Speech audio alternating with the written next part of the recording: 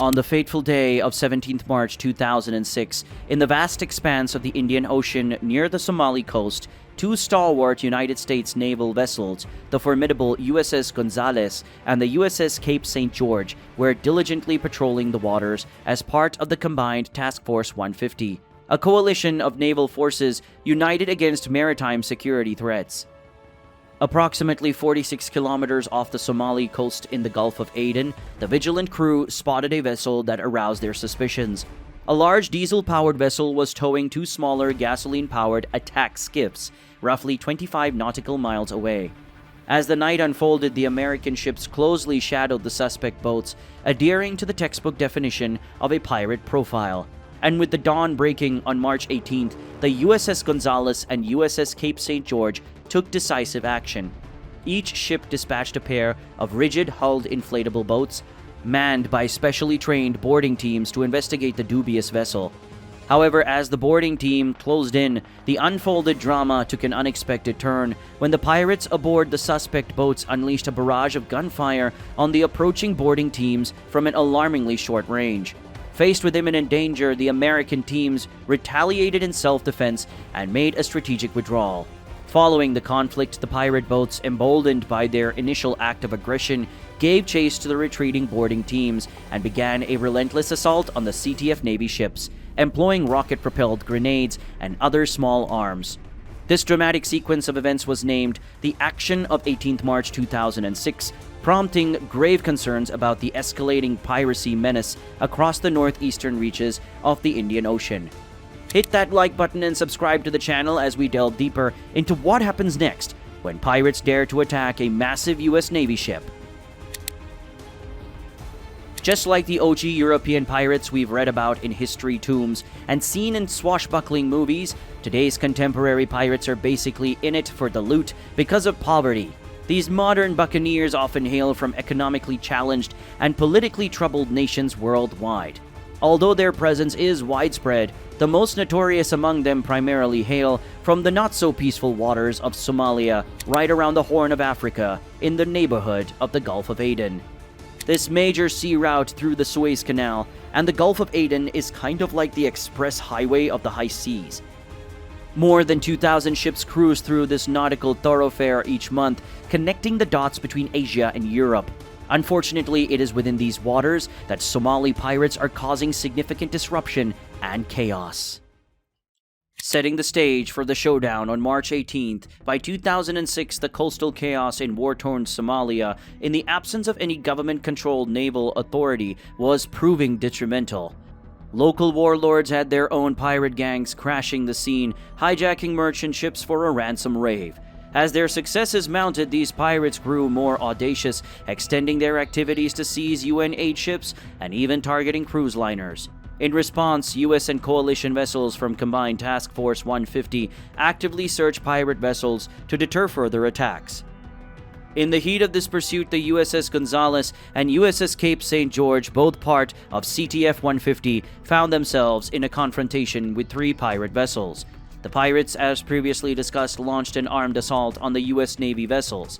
Too close for the lethal weapon systems, the American ships chose to retaliate using small-caliber guns.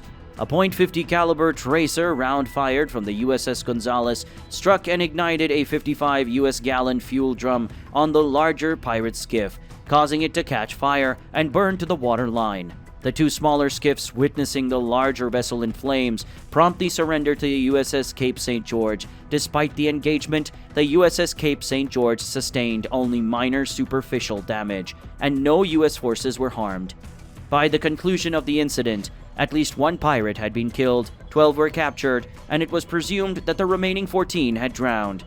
While this particular incident resulted in a failed attempt by the pirates to board the warship, Somali pirates generously employ skiffs and small motorboats to approach large, valuable warships.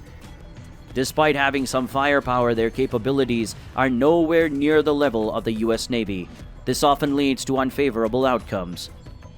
Typically, Somali pirates aim to board ships, seize the crew, and demand substantial ransom payments, sometimes reaching millions of dollars. If their ransom demands are not met, they may turn to loot the valuable cargo or equipment aboard the ship, which can be equally lucrative if their plans go smoothly. However, their successful endeavors are mainly limited to targeting cargo or luxury cruise ships and occasionally warships involved in transporting military equipment. Attempting to capture a naval warship designed to thwart pirate activities, manned by skilled naval crews, is essentially a suicide mission. Yet these pirates aren't entirely clueless. They rarely target U.S. Navy warships unless they mistakenly perceive them as cargo vessels. Instead, their typical strategy involves well-analyzed methods for attacking large cargo vessels, as detailed by various experts. While these attacks could happen at any time, the pirates seem to prefer the day, especially in the crack of dawn. Typically, these attacks involve 2 or more skiffs capable of reaching speeds up to 25 knots, boosted by motherships that are basically kidnapped fishing and merchant vessels, extending the skiff's operational range deep into the Indian Ocean. During an attack, the targeted vessel is approached from the quarter or stern, and RPGs and small arms are employed to coerce the crew into slowing down and facilitating boarding. Light ladders are utilized to board the vessel, and pirates aiming to seize control of the bridge and assume operational command. Interestingly, when pirates gain control of the bridge, their objective is not to pilfer from the ship or inflict harm on the crew. Instead, they seek to establish communication with the ship's bank via radio and telephone. Upon establishing contact with the bank, they hand over control to their negotiator, typically situated on land in or around Somalia. This negotiator often possesses proficient English language skills and a sound understanding of financial matters. Their responsibility involves securing a substantial ransom from the ship's bank on behalf of the pirates throughout their negotiations. The pirates keep the crew captive, striving to maintain order. Upon reaching an agreement between the negotiator and the ship's bank, the ransom is handed over in burlap sacks, either dropped from helicopters onto the ship's deck or transported in waterproof suitcases loaded onto small skiffs. To verify the authenticity of the banknotes, pirates utilize currency counting machines, employing the same technology found in foreign exchange bureaus worldwide. These machines are acquired through business connections in locations such as Dubai and Djibouti. Hostages taken by the pirates typically endure a wait of 45 days or more for the ship owners to fulfill the ransom payment and secure their release. Once the pirates have obtained the ransom, they summon their mothership to retrieve them. Upon being picked up from the ship, they hastily depart the scene, heading back to the shores of Somalia.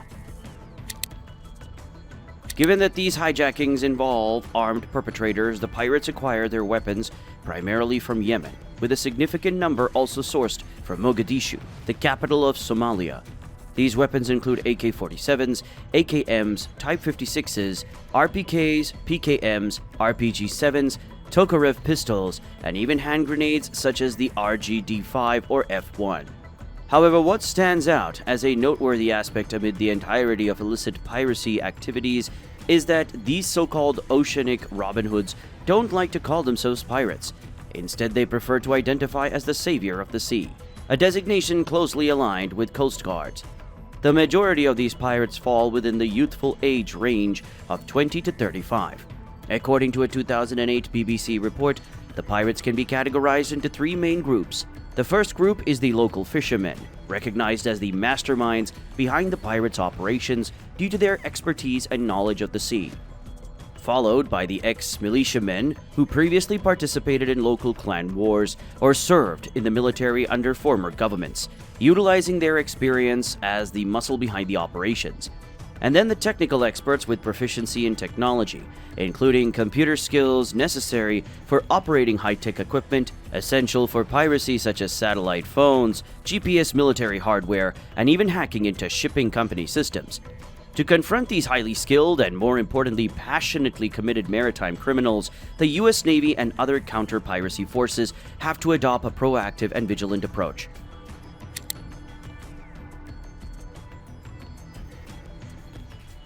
To ensure preparedness for robust anti-piracy measures, the U.S. Navy employs strategic patrol patterns in areas prone to piracy. These patterns focus on high-risk zones identified through intelligence and historical data, utilizing warships, guided missile destroyers, or littoral combat ships, employing advanced radar systems, sonar technology, and maritime patrol aircraft. Navy vessels maintain continuous surveillance over vast areas, facilitating the detection and tracking of potential pirate threats.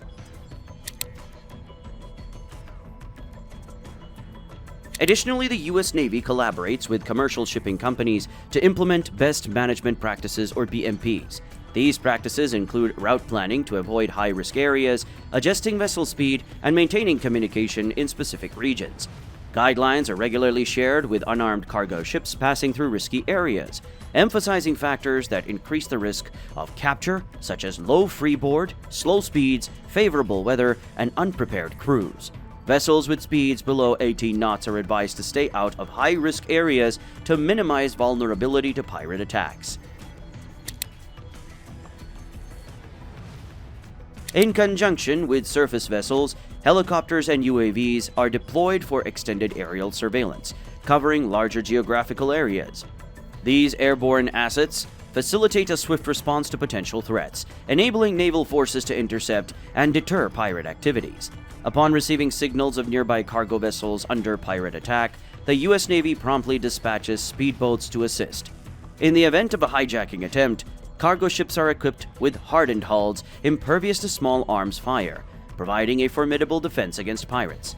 However, when Somali pirates decide to throw some serious shade at heavily armed warships, the power dynamics are seriously mismatched, making it a peculiar showdown considering the vast difference in firepower.